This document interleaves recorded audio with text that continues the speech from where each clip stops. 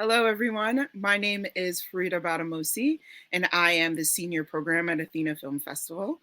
My visual description, I am a brown-skinned woman with locks that are shoulder length. I'm wearing gold earrings.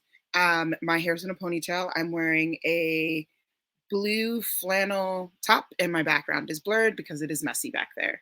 And I am so excited to welcome you to the 12th Annual Athena Film Festival on behalf of Barnard College and Women in Hollywood. It is my honor to welcome you. This festival is dedicated to celebrating the stories of bold, courageous women leaders and the filmmakers who bring these stories to life. Thank you for joining us. This year's festival would not be possible without the support of our dedicated sponsors. Please join me in thanking Athena's founding sponsor, the Artemis Rising Foundation, and its CEO and founder, Regina K. Scully, whose visionary leadership makes our work possible. To all our sponsors, whose name you will see before each film and event, thank you for your commitment to challenging our culture to be more inclusive and inspiring audiences in the process. So I'm very excited to be here to turn over this conversation to our amazing moderator for this panel called Accessibility is Not the Newest Hollywood Trend. Accessibility is right, not the newest Hollywood trend. I knew I needed to get the title right. But I'm super excited to turn it over to our amazing moderator and let them not butcher the English language as they talk about their stories. Thank you. Hello, everybody. I am Kristen Lopez, the TV editor for IndieWire. I am a white woman with brown shoulder-length hair, wearing glasses and a red shirt, with a mixed colored background because my headboard defies description. So I am so excited and honored to be here moderating this panel talking about accessibility and disability in this industry. And I'm thrilled to talk to these amazing people that I am with today. I will let them introduce themselves. I'll start with Day. Hello, everyone, and thank you, Kristen. My name is Day Al-Muhammad. I'm an author, an independent documentary filmmaker, and a disability policy strategist for many years. I'm an Arab American woman. My pronouns are she, her, and I come to you from the lands of the Powhatan, the Pamunkey, and the Anacostan, also known as Washington, D.C. So I am super excited to be here, and with that, I'm going to punt to the next person on my screen, which is Lauren. Well, I was going to say, Dave, do you want to do a visual description real quick? So real quick, like I said, I'm an Arab American woman. I have brown skin, long black hair. So as a point of interest, I too have blurred my background to hide the mess. But usually what it is a bunch of books because everybody wants to put books behind them to look a little bit smarter than they actually are. So that's my plan. Asha, what about you? Oh, yeah, thank you so much, Kristen. And that was a great description and, education about having books behind you, Day. So, yes, I am Asha Khai Chang. I am an award-winning filmmaker, and I'm a co-founder of Slamdance Unstoppable, as well as CEO of Love My Productions. I'm a woman of color. I have purple hair. I'm trying to look professional with a nice black blazer and a yellow shirt. Behind me, I have some of my awards, some of my award-winning film posters, and my director film gear. I'm currently on Catawba Land, which is in Charlotte, North Carolina. And I'm not gonna lie, I'm trying to remember anything else I have to that I would like to share. But I'm excited to be here with everyone. And ironically, Lauren is the head of Respectability, so I'm actually Respectability Entertainment Summer of Love Lab, and Lab alum, and I'm super proud of that. So I now turn over the floor to Lauren. Thank you, Asha. My name is Lauren Applebaum. My pronouns are she and her. And behind me, you'll see a green wall with an empty file folder. I always get nervous because I sometimes have confidential information in those files that someone might be able to see something. So I empty those file folders before anyone can kind of see anything. I am a white woman wearing glasses and long brown hair and a navy blue shirt.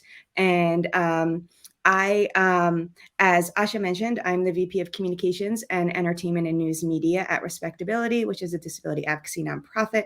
I oversee all of our work in the entertainment industry, trying to advocate for more authentic portrayal of disability on screen and better hiring practices behind the camera, which I think plays a huge role in the first. My background's in journalism, and I actually, since this is taking place at Barnard, I had the pleasure to study at Barnard College. I actually graduated from Columbia University in 2005, but chose a Barnard major. So I got the opportunity to write a Barnard thesis and go through all of that process as well. So thank you. So there's two roads we can take with accessibility, which is accessibility in the public space and accessibility in the business side of Hollywood. And I wanted to kind of throw out the question to everybody of why, what's the question that I'm always asked, why would I enter an industry that I know isn't accessible? Why would I want to be part of Hollywood that we know is continually excluded as? So I guess I'm going to start with that question, which is, how did you look at this industry before with regards to disability? And with what you know, why enter into it? So I'll start with Asha. Thank you so much, Kristen. Yeah, Asha speaking. So first and foremost, the word that came to mind, representation, because I looked at Hollywood and I'm looking on screen. I'm like, I don't see anyone like me. I don't see a lot of Black, disabled. Do we exist? So I was actually, I'm a very determined person. And I decided that I can create the world that I would like to see through film and through TV.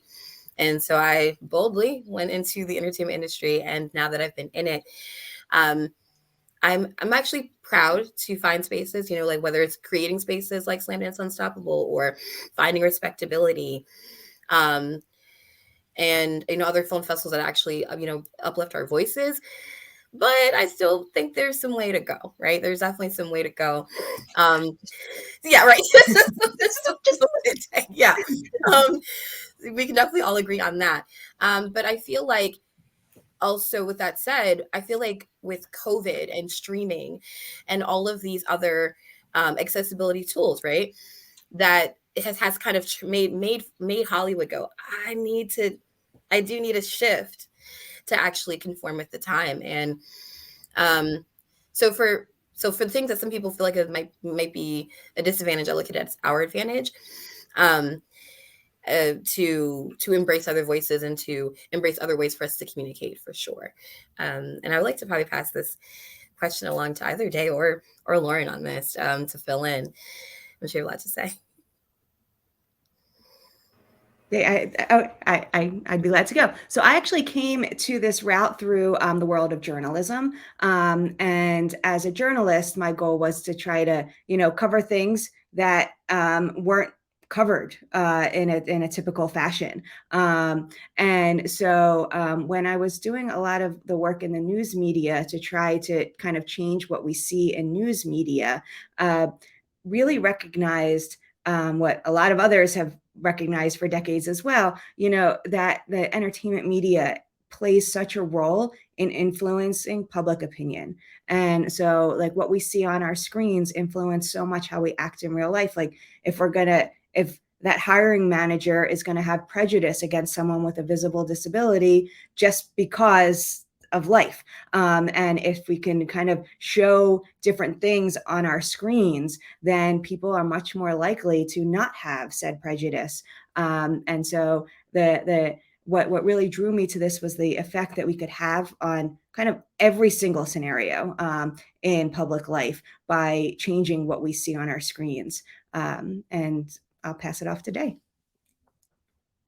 Ooh, I end up sidestepping the original question because Lauren said something that really caught my attention and reminded me. So let's talk about discrimination just more broadly, because that's one of the underlying things here. We're talking about the disequity.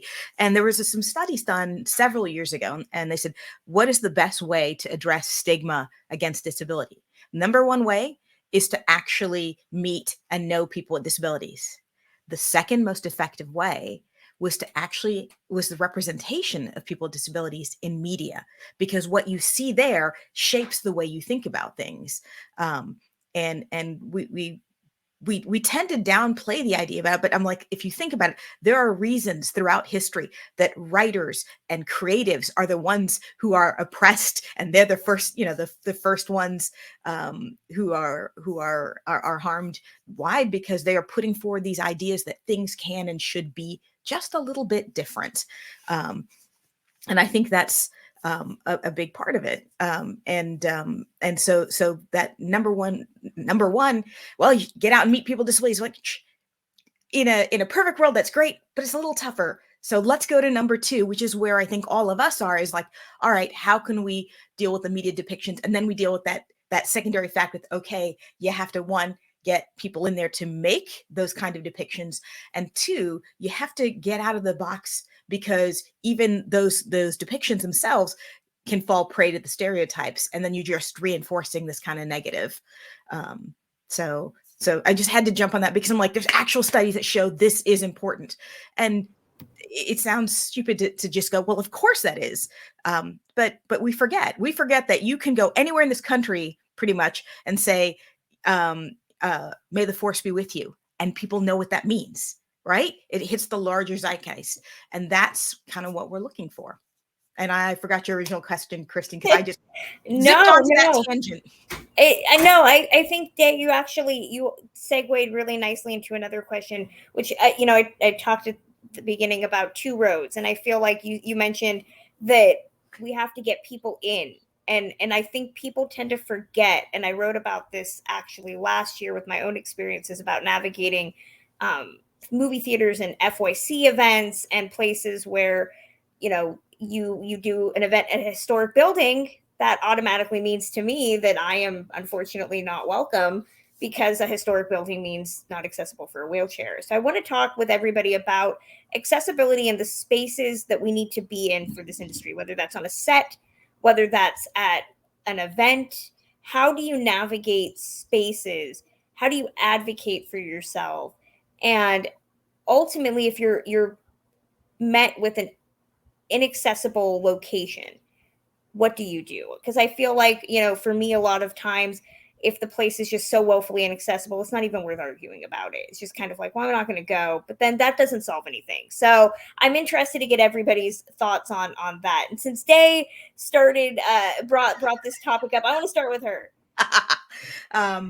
So there are a couple things that I actually feel pretty strongly about. And one is the ability to empower people with disabilities to tell their own stories.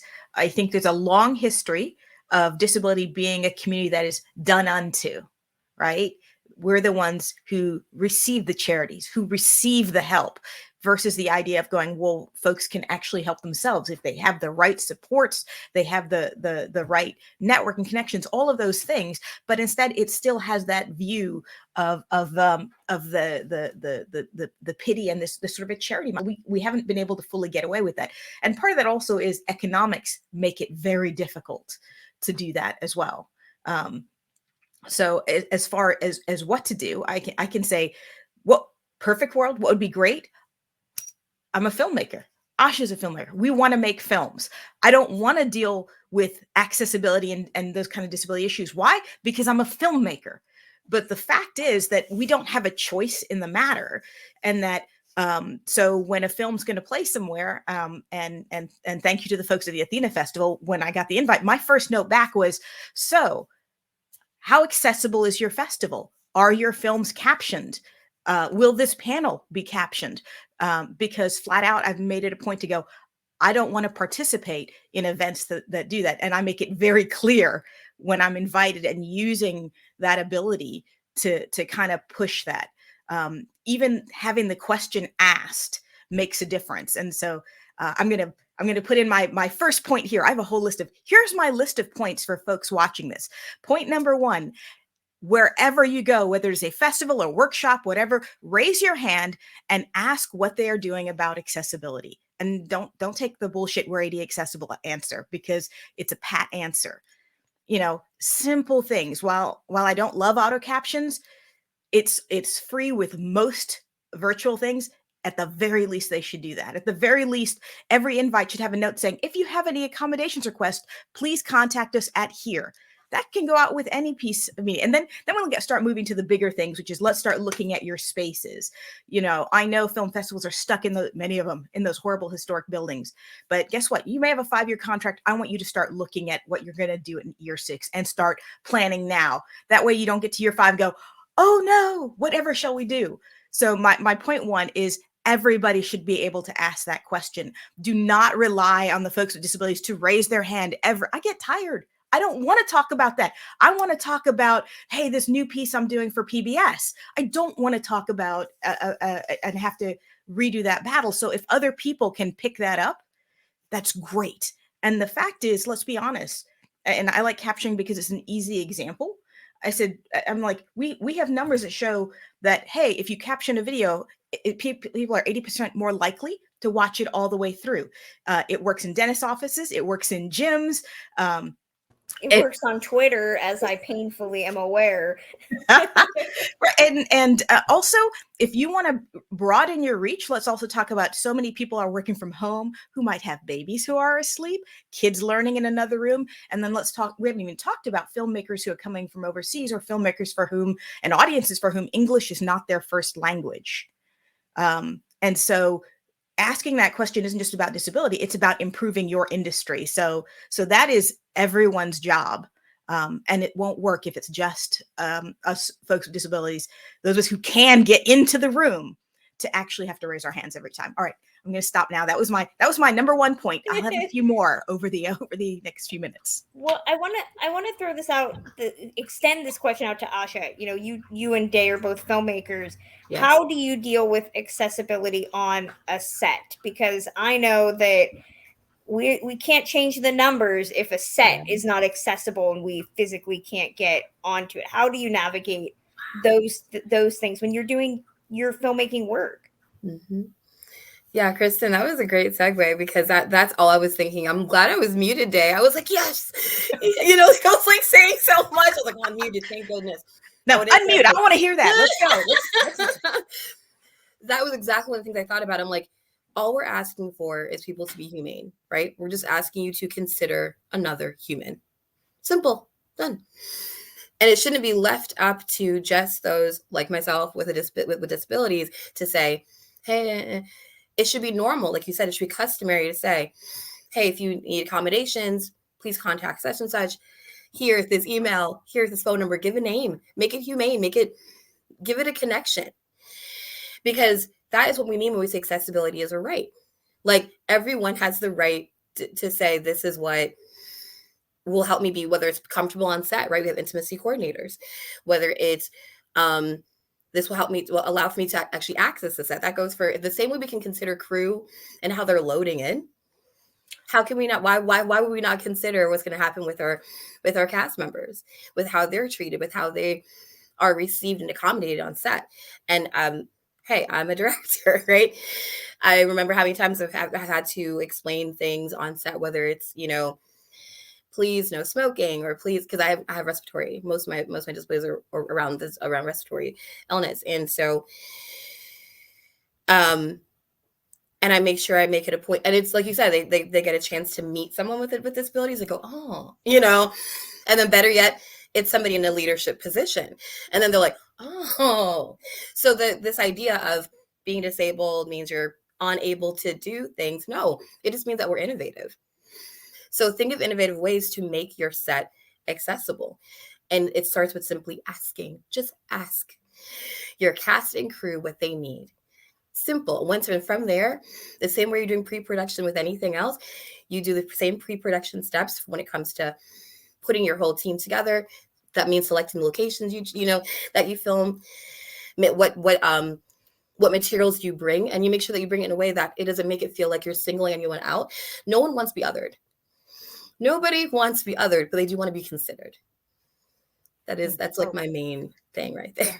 Asha said the magic words, just ask. We get all caught up in what about accommodations and accessibility? And just ask what somebody needs. It can be so simple. It's no big deal.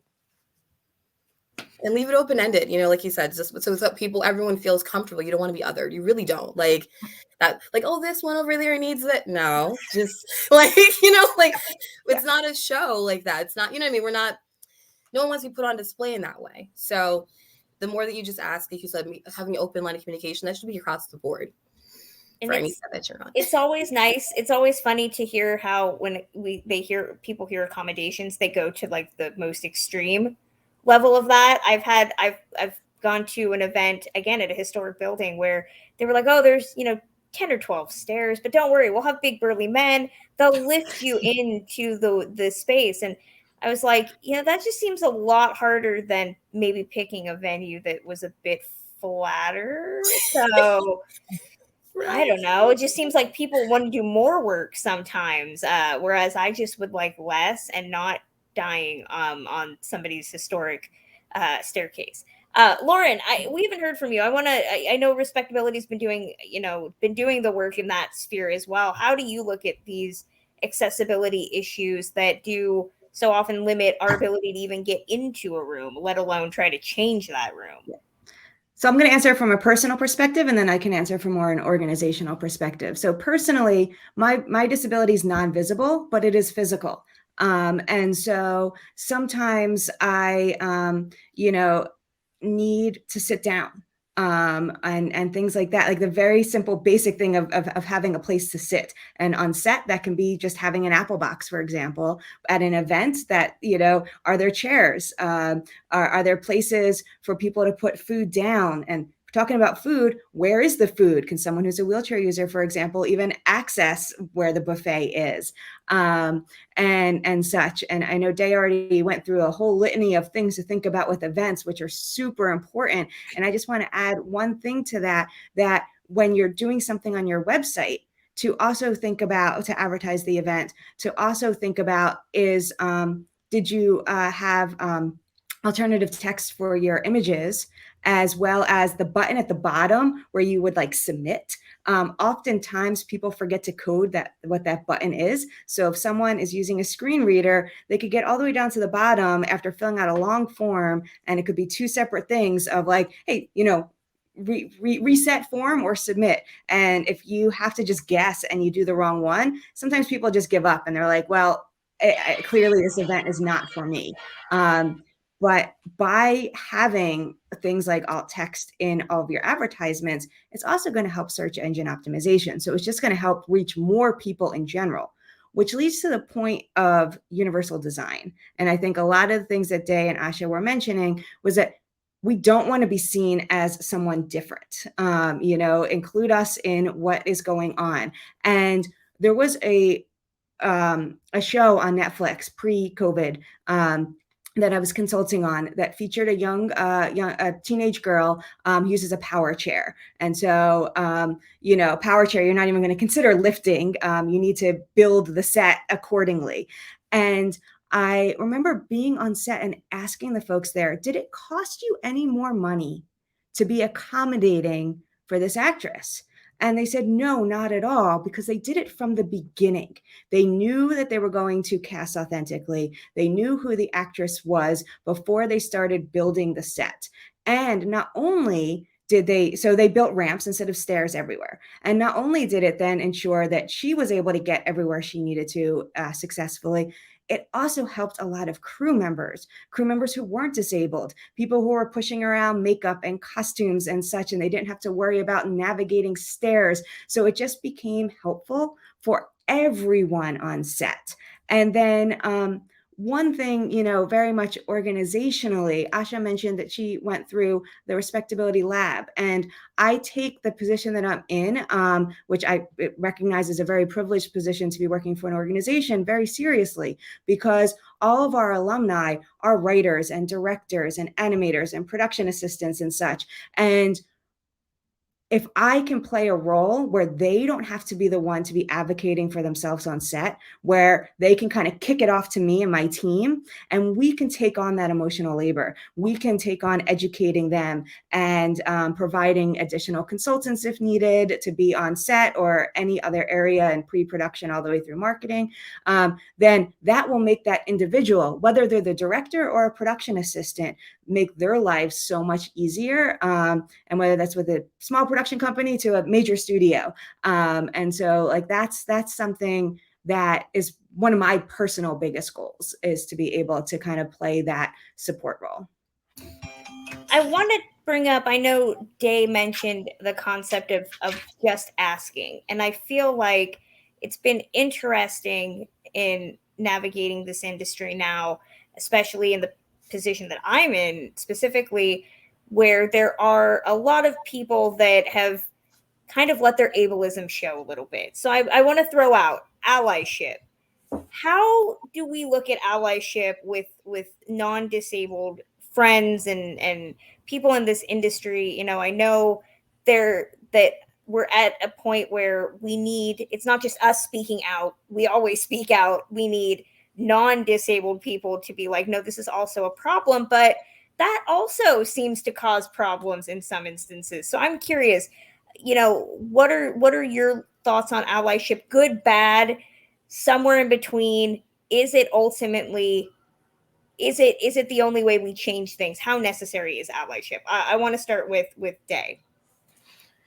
I think allyship is tough because allyship in this arena is just as difficult as if you think about it in the policy arena, because one of the first the first rule of being an ally is your job is to promote and lift up other folks so they can speak for themselves. And that is very, very difficult sometimes, because people, if you're used to being in a position of power, you're the one with the network, you're like, hey, you need to do this, and then you get into that realm of helping, and you forget that the number one rule of allyship, that at least as far as I'm concerned, that is the number one rule, is to make space for folks. So I think that's, I mean, if we're going to talk about it, that's where I see it as being the most difficult point. And sometimes you have to reel some folks back in a little bit, and it's painful, and nobody likes it. But I think just reminding folks that that's one of the key elements. And in an industry that's all about the hustle and all about the networking and all about who you know, I mean, nepotism is alive and well. Being able and willing to do that, it takes a certain security in your own position to be a good ally in that element. And I think that's I guess is my first big, like, hey folks, you need to be aware of that. And I think a great point was made actually by a colleague of mine, and she was talking about filmmakers of color. So I'm a member of Brown Girls Doc Mafia, so it's documentary women of color. And one of the points we always talk about, you should hire folks with disabilities to be on your set and be on your crew. And her thing was, you should work for someone with a disability and be on their set and their crew, because it just changed the idea of this power dynamic. Because at the end of the day, it is about power and who has it. And the tough part of being an ally is to recognize you do have a certain amount of power. I was gonna say, I want to send that to Asha and Lauren. I mean, I know that a lot of people that I know say, well, I don't know what an example. What's good, what's bad? I'm curious. Have either of you experienced positive allyship or an example of what negative allyship looks like?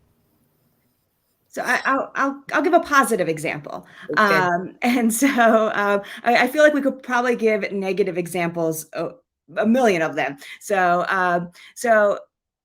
I've had the opportunity to provide lots of training opportunities for some of the larger studios. And the reason I think that that's so important is a lot of times people who, to Day's point, have never even met someone who is publicly disabled, don't even know what disability is. They don't know what it encompasses or anything like that. And so there was a show that actually featured my disability, which is pretty rare. And they did it wrong.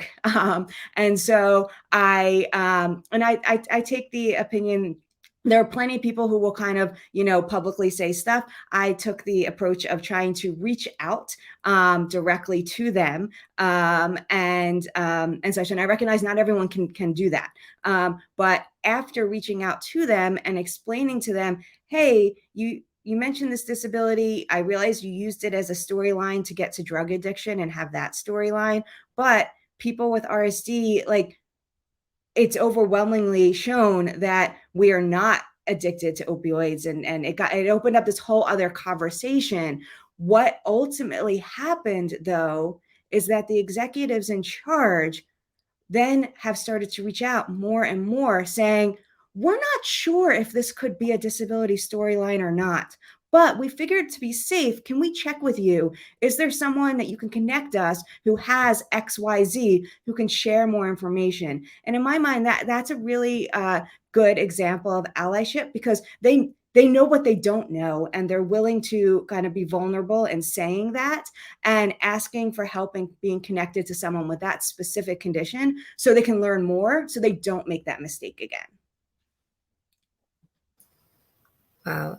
So I'm going to jump in here. Lauren, that's perfect. Yeah, because that's exactly what I was going to sum up and say, but I prefer that you had an example to go ahead of that. Basically, we don't want to be splained to or about. Like, we don't want to be splained for. Like, we don't want to be spoken for. We would like if you said, like, you welcomed our voice into the conversation. We want to be, so you can be an ally being like, wait, I'm not sure if this is correct. Let me, allow them to speak instead of like you said, taking up space and saying, I got this. And you're like, no, wait a minute. Allow, like you said, allow us to be part of the conversation, and just instead of just being like, that's not really, that would be like, the where allyship goes wrong, right? It's like, thank you so much for knowing that the discussion about disability needed to be here. But if you know that you're not the person who has most knowledge about the topic, it's okay to, like you said, share that space with someone else and allow for them to speak. So that would be where I'm at, where it comes to allyship. It's like, as long as you remember, that our voice, we do have a voice, then we're good. And I'll be honest, I think I run on close to the extreme side of that as well, because I'm like, it's not just, hey, here's someone who can consult and help give you good advice. Mine is, if this is a central role and theme in your story, then I'd like to know who you have on your crew, who's part of your core team, who's helping make this story. There was the kerfuffle not too long ago, and I'm going to go right up, and it's a different issue, but similar, about the Tiger Woods documentary being made by two white directors with an almost all white crew, and while race is not disability, the central theme of it's a film about a golfer of color and a primarily white sport. There is no way to sidestep that issue in that film. And if you have a team that does not include someone who is a part of that community, who has the inside knowledge, your film, it's not just about representation and who gets to tell a story. I don't want to talk about that. I want to talk about the story itself. You're going to be missing layers and nuance, and there's a richness that will be lost. And so I would push, when you talk about allyship, if you're making a film that involves disability, you better make sure you've got enough good connections within that community that you are telling a nuanced, layered story, because that's what's going to make a good documentary. That's what's going to make a good scripted piece as well. Is you have that someone who go, whoa. I know it's just one sentence, you guys, you're consulting, but man, that just hit me wrong. And it lets you have that secondary, those secondary voices on your team. Sure. 100%. And for a lot of projects that I've had the privilege of being brought in on, or being able to recommend others to be brought in on, that are TV projects, it's always pushing who are the writers in the room? Because obviously, if you don't have a writer in the room who knows the topic, then it's so easy to have those one-liners that are just going to miss it and cause everyone to be like, I'm not going to watch this show anymore. Clearly, they have no idea what they're talking about. And there was one show where I kept pushing and kept pushing. Eventually, they said, all right, send over some resumes. We'll take a look. So I sent over some resumes and writing samples. They ended up interviewing 3 individuals and hiring one. The executive later came to me and said, wow, this writer's really talented.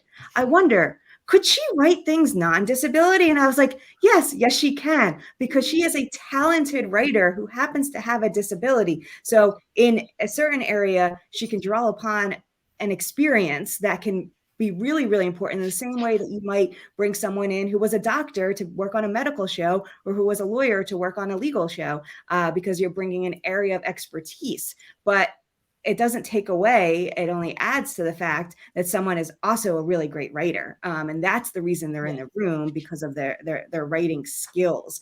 And I think trying to get people to get rid of this misconception that someone's only in the room because they have a disability and not because they're in the room. And this goes for kind of all kind of underrepresented groups where people are brought in for something, the idea that they're in the room because they're a talented writer or director or animator, but they're bringing this other level of lived experience to the table as well. Yeah. Oh, yes, I have to go. So Asha, how often are you brought onto a panel, not to diss you guys here at the festival, just like brought onto a panel because you're a woman of color or because you have a disability, and that's what the panel's about, rather than because you're a filmmaker?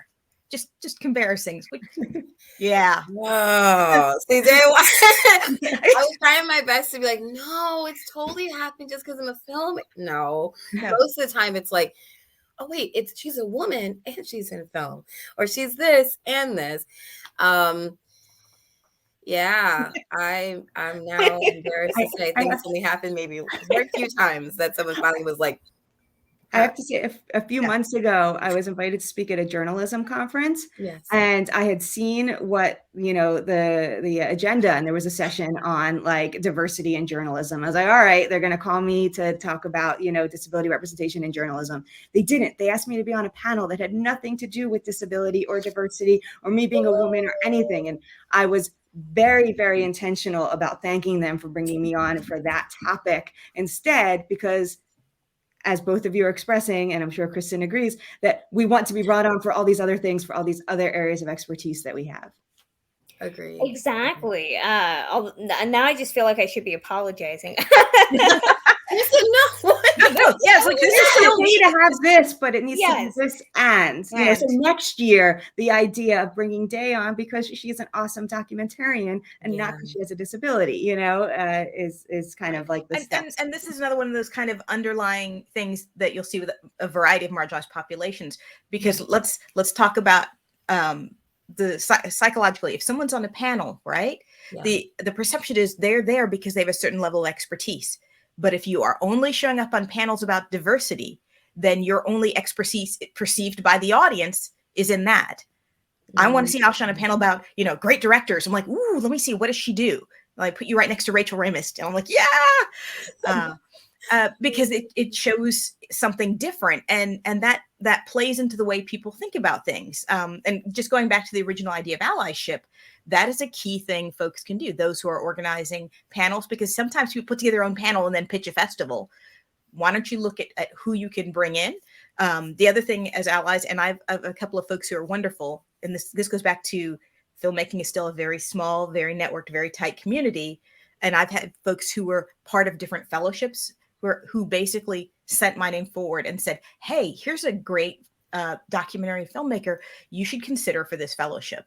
And that is how I got in. But it is who you know and how they're willing to connect you. And sometimes that can be really difficult when you're working with a disability and you've got pulls on your time. And it's an industry that's built to grind you down. I'm like, your average, working day, not average, the low end of your working day is 12 hours, right?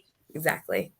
So it is built in an unsustainable way, and disability is a part of it, but it's more broad. I know at least 2 filmmakers who lied about the fact they were mothers because they were afraid of being seen as less professional, less committed.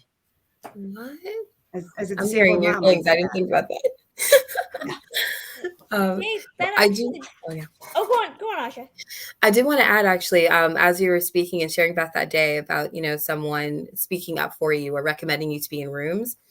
I actually did have experience recently where a mentor, love them, they're my best friend now. They actually brought me into a room of all, industry professionals. And it wasn't until afterwards, and I was speaking to my mom, and I was like, oh my gosh, Mom, this is so great. And she started asking me, who else was in the room? And that was the only time I realized, I'm like, I left, and I think I was the only person looking like me in the room. But I did not know, because they didn't make me feel that way. No one did. They're just like, hey, what are you up to? How's it going? How's our project? Congrats on the film festival. It was just a full industry conversation, or we're talking about projects and how we can collaborate. And it felt really nice to just be included. but not exclude, not exclude in an exclusionary way, just included fully. So, so that is a positive experience I definitely want to share. Yeah, and the thing is that we can pass that on. I love it. Okima Moore, who's an amazing Black filmmaker, talked about right. She talked about how her auntie told her, "You get on that bus, you drive that bus, you bring all your cousins, your aunt, and your aunties, everybody, and then you get us all in through the door." And I'm like, absolutely. And so, like recently, I couldn't take an opportunity. That came from American Masters, but I was able to quickly say, I know this other team of disabled filmmakers who are amazing, and was able to actually introduce them to another entity that can help fund, hire, and so basically because it is who and so now they know this other team. So this other team has the chance to be able to get more things seen, and that's I think what we do. I'll do, and like she said, it's like you get everybody on that bus. Exactly. Well, Day actually made my question that I was going to ask even more poignant when you started talking about bringing other people in. I don't know if you all followed the Peter Dinklage discourse that happened over the last week or 2 weeks with regards to Snow White and the Seven Dwarfs. And there, I think, was an article a couple months ago about that there are less disabled characters on television, but a rise in disabled audiences, probably fueled by the pandemic. And one of the big things with the Dinklage discourse that a lot of people were saying, whether you agreed with it or not, was that Peter Dinklage, if we're talking about allyship as this big serious performer, does not often work with disabled crews. He does not hire, disabled people. So I guess the question I'm interested in is we're kind of talking about the future of this industry. If we only have a few disabled performers or directors or writers or what have you in this industry, and they are not passing that forward, or in other cases, if we're taking these discussions and we're saying, well, Snow White is offensive, we know that, so we're just going to erase the dwarfs and turn them into, I think what Disney is proposing is magical creatures. How do you look at those responses as kind of the future of this industry, as we're talking about positive change and we're seeing this emphasis on erasure and isolating one person? This is Lauren. I think it kind of goes back to, for any projects like that it's important that people bring people into the room early on. And so a lot of the remakes have done a great job in correcting errors that existed in the animated project that at the time were less of a thing that was talked about. They weren't good, they were still bad, but it wasn't something that people were talking about. And so I think it kind of goes back to the importance of bringing a community in, and not a single individual, but several individuals who can get different viewpoints, and such. And so and to the point of, where one person isn't speaking for an entire community. And it's so easy, as a former journalist, I get it. The media will run with something, whether something is taken out of context or accurate. And so I think, getting back to your question of allyship, it's so important that people who are in those positions of power to really think about everything that is said, and to think about how it could be interpreted, and to make sure that you're not that you are leaving space for others to be part of the discourse as well. Well, I think we're coming to the end of our time. I want to throw out one question that I think also goes back to access as not being a trend. I don't know if you guys have watched a movie that was released the same day in theaters as it was at home, and the benefit. It's been a very hot button topic about this ability to see movies on the same day at home versus a theater. And we've talked about, Day brought up, media is the number 2 way that people see representation. How do you look at the current argument people seem to be having about where we can access movies? If representation starts with putting us on screen, let's take a step further. How do you look at the ways we can access media and what the pandemic has shown us is possible. I'll throw it out to today. You might actually have to circle back for me. I'm like, let me. I have Well, two. oh, that's fine. So I let me don't know if you have an try and answer. sum up. I don't know if there's a question. It might just be like a horrific way to end this, but I can speak to it very quickly. You know, I think it also helps. I mean, it goes into this where it can help multiple communities. You know, as someone who's been a little bit more cautious with COVID due to my personal disability and having a child who now is old enough to be vaccinated but wasn't for a very long time, you know, it can really make a huge difference, especially when you're talking about children, because they want to do things that all of their friends are doing. And if their families are going to a theater and getting to see the movie, you know, so whether the child is disabled or not, it's this sense of belonging, of wanting to be able to talk about it at school with their friends and such. And so, and you know, it's same for adults. I mean, no one wants to feel left out. So if there's conversations going on social media about a new film and we can't watch it because we can't get into the theater, then we're going to feel left out. And so I love that you kind of brought it to this topic of, you know, ensuring that disabled audiences get access to see, you know, according to Nielsen, the disability market is worth $1 trillion worldwide. So it is a moneymaker for people to create disabled content and to invest money in disabled filmmakers to create this content. As somebody who has enjoyed watching movies at home and has been lovingly told that I'm single-handedly destroying the filmmaking industry by doing so, you know, if there's a silver lining, if there can be a silver lining to a pandemic, I think being able to see that some of these things that we've been complaining about for decades are possible is nice. It's nice to see. Anybody have final thoughts before we wrap it up, or nope? So, I do actually. Yes, yeah, please, yes. Because I'm going to go back to the main points, and this is where I'm gonna address you guys as part of the audience, or you folks as part of the audience, and that is, I'm glad you are here. I appreciate you coming and listening, but I also want you to be aware of all of your colleagues who are not here, who maybe should be the ones who are hearing this, right? The folks who show up at a panel about accessibility are those who are already invested. So anything you say or do outside that, when you raise a question and ask someone else about their accessibility, ask about who they've brought onto their team, that is your way to help pass this word forward. When you make recommendations, all of those kinds of things. If you're a funder or a festival, you should be tracking data. I mean, this is the biggest thing. You know, who gets funded, and demographic information is a good thing. You should be collecting anyway. It can still be optional. There's nothing wrong with asking. And if you go, well, people with disabilities don't want to put that on paper, I'm like, well, that says something also about your culture as well. So as long as the numbers stay low, you know there's an issue. So you should be asking about this. The more you talk about it outside, to the folks who aren't here, the bigger the difference can be, because there's just 4 of us on this screen, you know, and it's real hard, because it's this dual duty of trying to be both a creative, and at the same time trying to expand the industry for more folks. Why? Because we want to see more people like us. Ava DuVernay talks about that it was a key role in why she does what she does in her career, and everything she did with Queen Sugar and so on.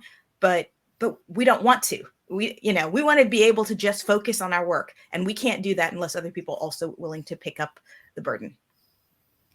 Well, Day, Asha, Lauren, it has been such a pleasure to get to talk with you safely and from our respective locations about this topic. I'm always happy that it's not just me screaming into the void. So I thank all of you for your time. Thank you. Yes, thank you so much, Kristen, for moderating this, and thank you so much, Athena Film Festival, for hosting at the Barnard College. I'm happy to be here with you ladies, and this has been it's been a great panel for sure.